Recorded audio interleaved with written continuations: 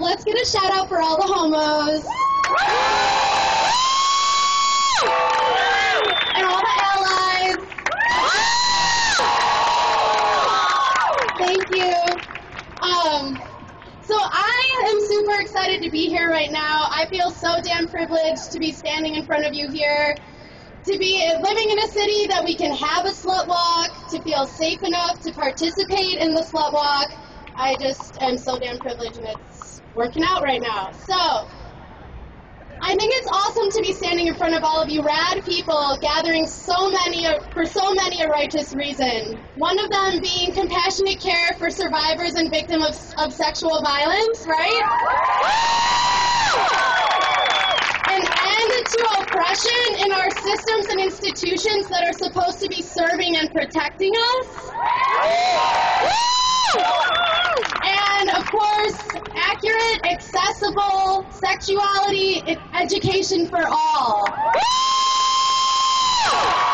That's it. Okay.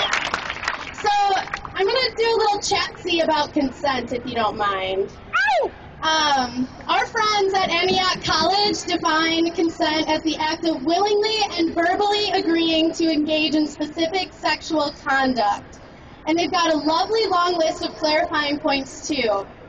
But for sake of time, let's operate for the next 5-ish minutes or so, or forevs, with the understanding that consent is active and consent is personal. So, thanks. About the personal side. I believe consent can look different for everyone. I also believe consent can change. But I think that one thing that we all have in common is that consent happens when something feels good. When you ask me to kiss your thigh, scratch your back, flog you over there. Right? Love you, kissy people. To touch your hand, to hug you, to nibble on you. It can happen when our bodies find ways to connect that our minds don't always comprehend or anticipate. Or maybe we've painted a scene so we know exactly what to anticipate.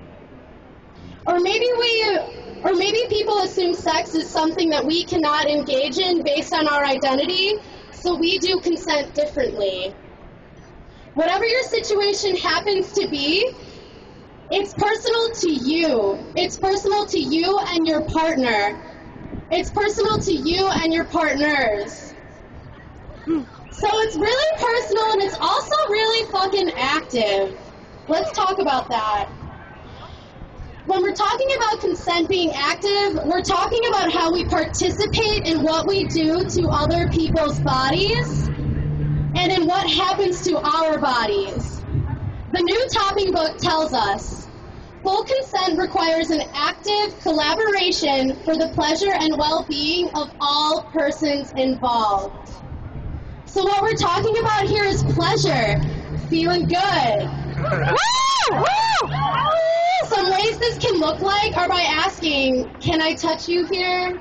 What do you like? Does this feel good? Or it can look like making a statement like, I really want to kiss you right now. Or your thighs look really good, I really want to feel them.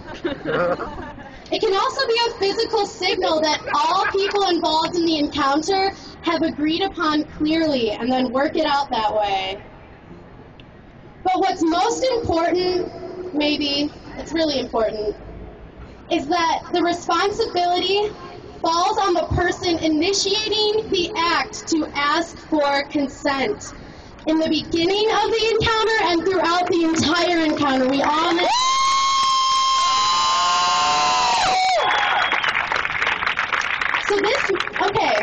And the new topping book also tells us, consent is only meaningful if it can be withdrawn without risking undue criticism, judgment, or rejection.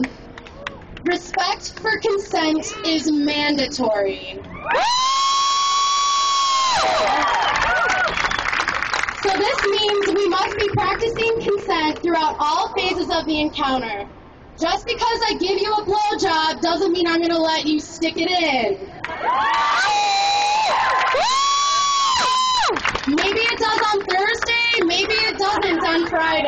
So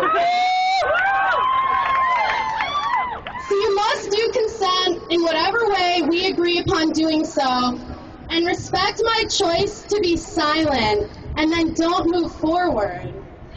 Or respect my choice to say yes, no, maybe later, hell yeah, give me more, wait, oh, this way, twist it more, not that way, yum, harder, this will make me come.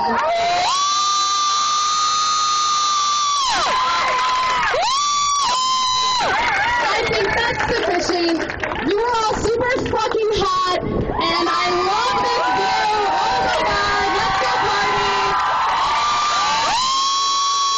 Show yourself some love. Show your partner some love. Fucking work it.